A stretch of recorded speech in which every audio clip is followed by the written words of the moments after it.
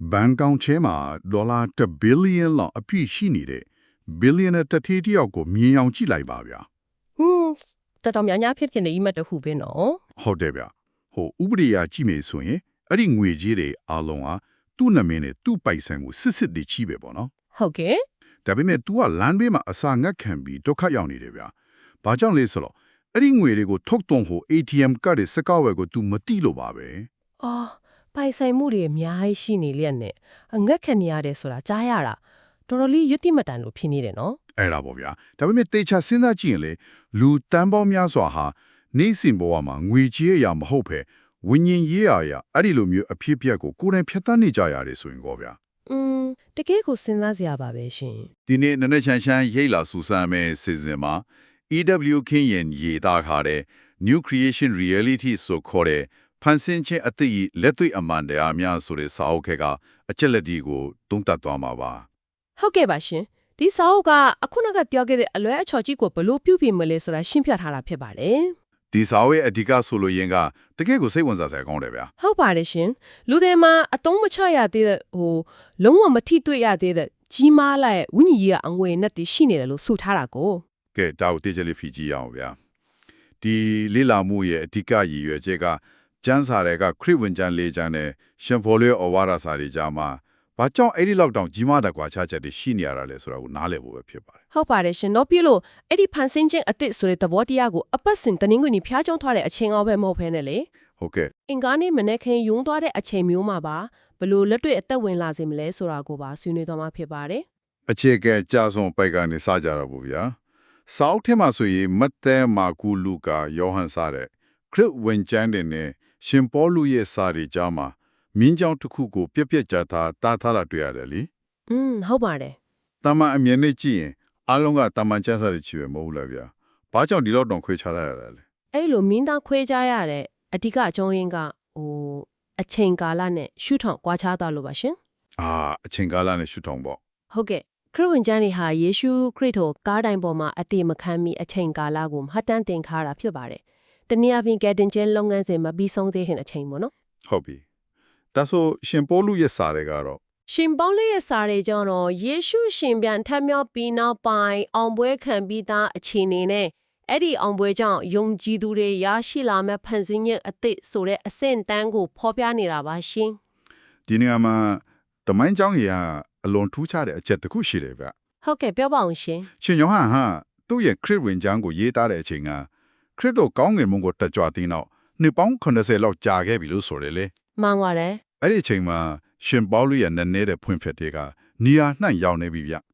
ျရှင်ယောဟန်ကိုယ်တိုင်လည်းရှင်ပေါလုနဲ့တွေ့ဆုံဖူးတယ်ပေါ့နော်ဟုတ်တာပေါ့ဒါပေမဲ့ရှင်ယောဟန်ရဲ့ခရစ်ဝင်ကျမ်းထဲမှာရှင်ပေါလုပြောခဲ့တဲ့ဖန်ဆင်းခြင်းအတစ်တို့ခရစ်တော်၌တည်ခြင်းတို့ဆိုတဲ့ပြာထိတ်တဲ့အတိပညာတွေကိုလုံးဝကိုထည့်မရေးခဲ့ဘူးဗျဟဲ့တကယ်ထူးခြားတာပဲနော် Canyon ကတောက်စာပေဆိုင်ရာအငွေအားဒါမှမဟုတ် literary miracle တခုလို့ခေါ်ပါရရှင်နေပါဦးဗျအဲ့ဒီအချက်ကနည်းနည်းစဉ်းစားစရာချင်နေတယ်ရှင်ယောဟန်ကအဲ့ဒီနည်းတဲ့အမှန်တရားတွေကိုတိတိကြီးနဲ့ဘာလို့သူ့စာအုပ်ထဲမှာထည့်မရေးခဲ့တာလဲဗျာကိုရေးမဲ့အထုပပတိထဲမှာအရေးအကြီးဆုံးအထွတ်အထွေအပိုင်းကိုတမင်ချန်လက်ထားခဲ့သလိုဖြစ်မနေဘူးလားဒီနေရာမှာဘုရားသခင်ရဲ့တိကျတဲ့ဝင်ရောက်ထိန်းချုပ်မှုပါဝင်နေတယ်လို့စာအုပ်ကဆိုပါတယ်ရှင်ဘယ်လိုမျိုးလဲဗျဘုရားသခင်ကရှင်ယောဟန်ကိုလိုအပ်တဲ့သမိုင်းမတန်းကိုသာရေးသားဖို့အတိအကျလမ်းညွှန်ခဲ့တယ်လို့ဆိုပါတယ်ဘာကြောင့်အဲ့ဒီလိုခွဲခြားထားရတယ်လဲဆိုတော့အတိပညာအမျိုးအစားနှစ်ခုမတူညီလို့ပါရှင်အတိပညာအမျိုးအစားနှစ်ခုဆိုတာကခရစ်ဝင်ကျမ်းတွေကအာယုံခံစားမှုဆိုင်ရာအတိပညာဒါမှမဟုတ် sense knowledge ပေါ်မှာအခြေခံပါတယ်ရှင်ဟုတ်ကဲ့ခရစ်ဝိညာဉ်ရေးရအရာတည်ဆုံးနေသူတွေဖြစ်နေသေးတဲ့သူတို့နားလည်နိုင်မဲ့မျက်စိနဲ့မြင်ရတဲ့ယောဂညင်းချင်းတို့မုံငါးလုံးနဲ့လူငါးကောင်ကိုကျွေးချင်းတို့စတဲ့ရုပ်ပိုင်းဆိုင်ရာအံဖွယ်ရာတွေနဲ့သစင်ပဲချင်းကပ်လို့ရလို့ပါရှင်ဝိညာဉ်ရေးရနည်းနည်းမှုတွေကိုပြောပြရင်သူတို့နားလည်နိုင်မှာမဟုတ်ဘူးပေါ့နော်မှန်ပါတယ်ရှင်ပေါလုရဲ့စာတွေကတော့ဝိညာဉ်ရေးအသက်ရှင်နေသူတွေအတွက်ရည်ရွယ်တဲ့ဗျာဒိတ်တော်ဆိုင်ရာအတုပညာဒါမှမဟုတ် revelation knowledge ဖြစ်နေလို့မှာပဲဒါဆိုရင်ရုပ်ရှင်တကားကိုဥပမာပေးပြီးကြည့်အောင်ဗျာခရစ်ဝင်ကျမ်းတွေကရုပ်ရှင်ယုံထဲမှာထိုင်ကြည့်နေတဲ့ပိဋကတ်တရားရဲ့အမြင်မျိုးပေါ့ဇကားထဲမှာမင်းသားကလူဆိုးတွေကိုချနေတာအန်တော်စရာတွေဖြစ်နေတာကိုမျက်စိနဲ့မြင်နေရတယ်အပြင်ပန်းအဖြစ်အပျက်ကိုပဲသိတာပေါ့ဗျာ လိုက်ဖက်တဲ့ဥပမာပါပဲရှင် ဒါပေမဲ့ရှင်ပေါလုရဲ့စာရီကြတော့အဲ့ဒီရုပ်ရှင်ဒါရိုက်တာရဲ့ခေါင်းထဲကစညွှန်းအဖြစ်ဆုံးကိုဖတ်နေရတဲ့အမြင်မျိုးနဲ့တူတယ်ဗျာ ဟုတ်ပါပဲတိကျပါရဲ့ရှင်ပရိသတ်အမြင်ကနေဒါရိုက်တာအမြင်ကိုကူးပြောင်းသွားဖို့အသက်အဓိကလိုအပ်ချက်ကတော့အဲ့ဒီဝิญဉ္ဇဉ်ရေးရာတေဆုံးနေခြင်းကနေအသက်ရှင်ခြင်းစီကိုကူးပြောင်းသွားဖို့ပါပဲ ဟုတ်ပြီအဲ့ဒီကူးပြောင်းမှုကိုစောက်ထဲမှာဘယ်လိုရှင်းပြထားလဲဗျာ ခင်ញင်းကဒီကူးပြောင်းမှုကို Greece ကလုံးနှလုံးနဲ့တေချာရှင်းပြထားပါတယ်ရှင်လူတစ်ယောက်ယုံကြည်သူဖြစ်လာချိန်မှာဇိုဝီလို့ခေါ်တဲ့ဖျားသခင်ရဲ့ကိုယ်ပိုင်တဘာဝနဲ့အချစ်မေတ္တာကိုရရှိသွားမှာတယ် ဇိုးဝေပေါ့နော် ဟုတ်ပါတယ်ရှင်အဲ့ဒီဇိုဝီဟာမူလရှိနေပြီးသားဖြစ်တဲ့ပစုရှေလို့ခေါ်တဲ့တာမန်အာယုံ၅ပါးပိုအခြေခံတဲ့လူတဘာဝနေရာမှာအစားထိုးဝင်ရောက်လာတာပါ အဲ့ဒီပစုရှစ်နဲ့ဇိုးဝေကိုကိုရင်နေ့စဉ်ဘဝမှာဘယ်လိုမြင်ရမလဲဗျာဥပမာလူတစ်ယောက်ကပစုရှစ်တက်တက်နေတဲ့အသက်ရှင်နေတယ်ဆိုပါစို့ तू ကဘာတွေလုပ်နေမှာလဲ စုချင်တဲ့အသက်ရှင်နေဆိုတာအခြေအနေတွေပေါ်မှာပဲမူတည်ပြီးတုံ့ပြန်တာပါရှင်ရာသီဥတုကောင်းရင်စိတ်ကြည်မယ်ငွေကြေးအဆင်မပြေစိတ်တက်ကြမယ်ပေါ့နော် ဟုတ်ကဲ့ သူတစ်ပါးကကိုမကောင်းမျိုးရင်ဒေါသထွက်မယ်စသဖြင့်အာယုံ၅ပါးကပေးတဲ့တဲ့အချက်လက်တွေပေါ်မှာပဲရက်တည်ပါတယ်ရှင် ဒါဆိုဇိုးဝေတဘာဝကတော့ဘယ်လိုကွာခြားသွားလဲ ဇိုရီတဘာဝကတော့အဲ့ဒီလိုမဟုတ်ပါဘူးရှင်ပင်ပအခြေအနေတွေဘလို့ပဲဆိုးရနေပါစေအတွင်းထဲကနေဖျားသခင်ရဲ့ငြိမ်သက်ခြင်းမေတ္တာတရားနဲ့ခိုင်မာတဲ့ရက်တည်မှုကလွှမ်းမိုးထားတာမျိုးဖြစ်ပါတယ် တကယ်ကိုကွာခြားတာပဲဗျာ ဒါပေမဲ့ oneness ရဲ့အတုကယုံကြည်သူအများစုဟာဒီဇိုရီတဘာဝရရှိထားမှန်မသိကြပဲတာမန်လူတွေလိုပဲကျင်ပလိုင်းတန်တွေအောက်မှာမျောပါနေကြတာလေ ဟုတ်တယ်ဗျာ စောက်ထဲမှာသူတို့ကိုဝိညာဉ်ကကြုံစည်းသူများဒါမှမဟုတ် spiritual hitchhikers လို့ကျင်စားထားပါတယ်ရှင် ဝိညာဉ်ကားကြုံစည်းသူတွေပေါ့ ဟုတ်ပါတယ်ရှင်ကိုယ်ပိုင်ခြေထောက်ပေါ်မှာရက်တည်နိုင်ပဲခက်ခဲလာရင်တခြားသူတွေရဲ့ဆုတောင်းပေးမှုတခြားသူတွေရဲ့ယုံကြည်မှုနောက်ကိုလိုက်ပြီးကားကြုံစည်းနေကြသူတွေပေါ့ရှင် ဒီနေ့မှာမေးစရာတစ်ခုအရှိလာပြီဗျာတေချာစဉ်းစားကြည့်အောင် ဟုတ်ကဲ့မေးပါရှင် လူတစ်ယောက်ကဖယားသခင်ရဲ့တဘာဝဖြစ်တဲ့ဇိုးကိုအပြည့်အဝရရှိသွားပြီဖန်ဆင်းခြင်းအသည့်လုံးလုံးဖြစ်သွားပြီဆိုရင်ဘာလို့သူ့ရဲ့နေ့စဉ်ဘဝမှာအမားတဲ့လုံနေတော့မယ်လဲဗျာ ကားမောင်းနေရင်လမ်းပိတ်လို့ဒေါသထွက်နေတော့ပဲ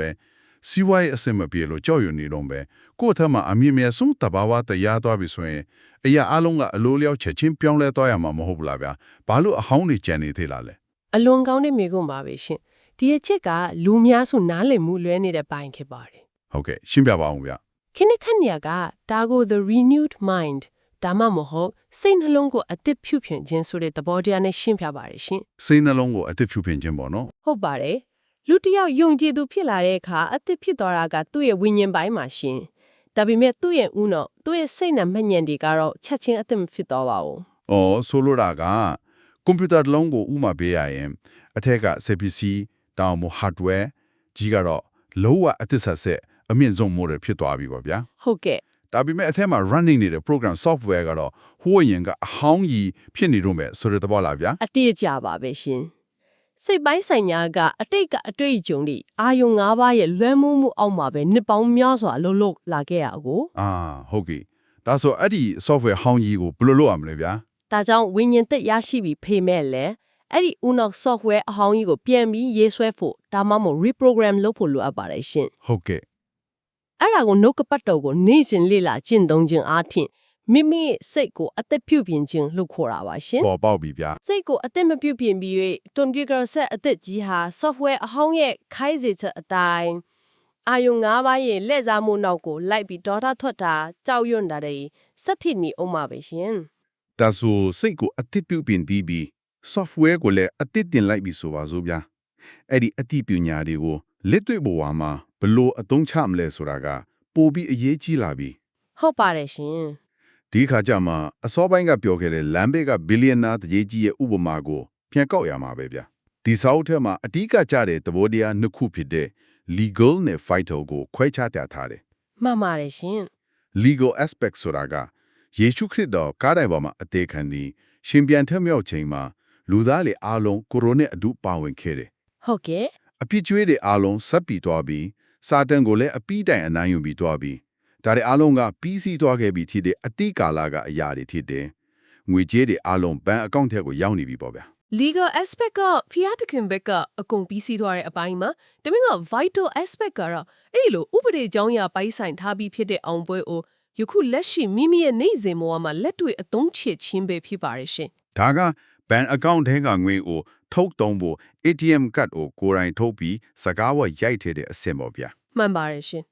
်စောက်ထဲမှာဖော်ပြထားတဲ့အဲ့ဒီ ATM စကားဝတ်ဆိုတာကတော့မိမိနှုတ်ခမ်းနေထွက်တဲ့စကားလုံးများလေးဖြစ်ပါရဲ့ရှင် ဒါဆိုရင်ကိုပြောလိုက်တဲ့စကားလုံးတွေက ATM စကားဝတ်ဒီပေါ့ဗျာ ဟုတ်ကဲ့ ဒီနေရာမှာပိုပြီးထေချသွားအောင်စဉ်းစားကြည့်အောင်ဗျာတကယ်လို့လူတစ်ယောက်က ATM ဆက်ချီရောက်နေပြီကတ်လက်ထည့်လိုက်ပြီဒါပေမဲ့စကားဝတ်မာရိုက်မိတယ်ဆိုပါစို့ အင်း ငါတော့ဖျားနေပြီငါတို့စီးပွားရေးကြက်တဲနေပြီလို့အမြဲတမ်းညီးတော့ပြောဆိုနေမယ်ဆိုရင်ကောဗျာဒါဟာစကားဝတ်မာရိုက်ထဲတာနဲ့မတူဘူးလား အလုံးမှန်ပါရဲ့ရှင်ကြောက်ရွံ့မှုစိုးရိမ်ပူပန်မှုညီးသွားမှုတွေပါဝင်တဲ့စကားလုံးတွေဟာမာရွတ်တဲ့ပင်နံပါတ်တွေပါပဲရှင် အာဟုတ်ပြီ အဲ့ဒီလိုစကားလုံးတွေသုံးနေသူတွေဘန်ကောက်ကပွင့်လာမှာမဟုတ်ပါဘူးရှင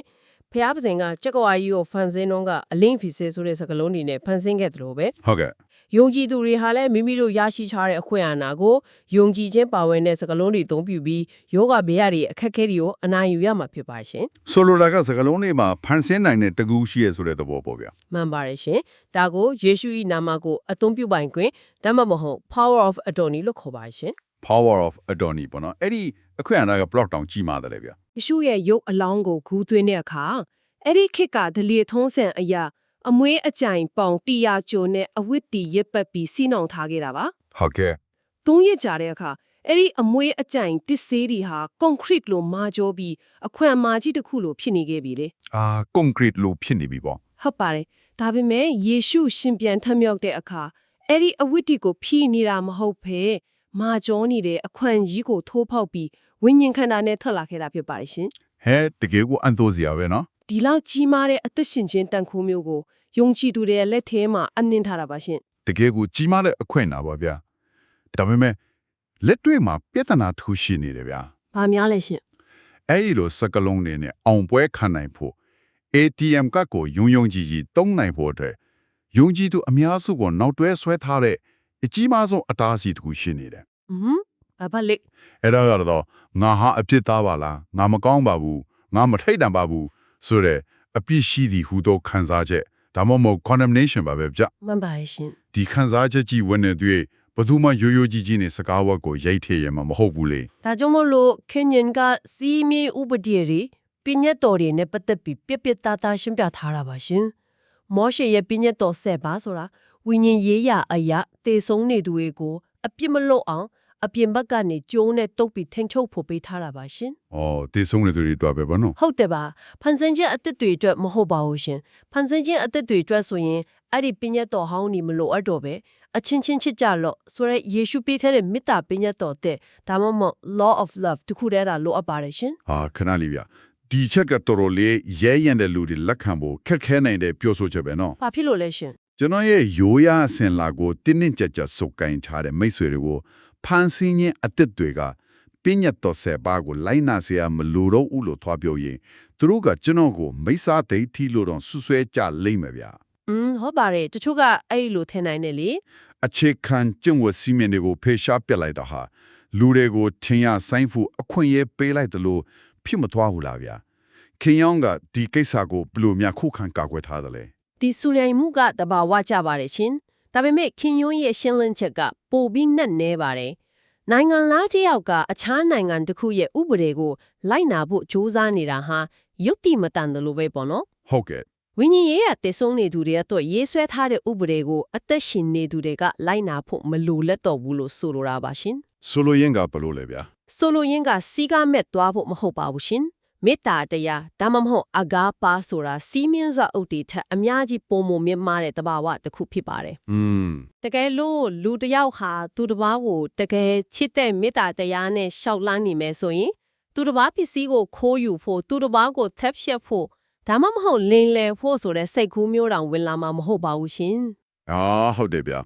ပင်ဘာကစီမင်းရနဲ့ထိန်းချိုးเสียမလို့ပဲအတွင်းကတဘာဝအသစ်ကသူ့အလိုလိုအမန်တရားစီကိုဥဆောင်သွားတာပေါ့နော် မှန်ပါတယ်ရှင်ဒါကြောင့်ယုံကြည်သူတွေဟာမိမိကိုယ်ကိုအပြစ်သားလို့သတ်မှတ်တဲ့အနိုင်ကြဆုံးခံစားချက်ဒါမှမဟုတ် inferiority complex ကနေယုံထွက်ရမှာမယ်ရှင် ဟုတ်ကဲ့ ဖယားသခင်ရဲ့ဖြောင့်မတ်ခြင်းကိုရရှိထားသူတွေဖြစ်တဲ့အတွက် မိမိကိုယ်အခြေအနေတွေအပေါ်လွှမ်းမိုးနိုင်သူအနေနဲ့ယက်တည်ရပါမယ်ရှင် ရှင်းလင်းသွားပါပြီဗျာ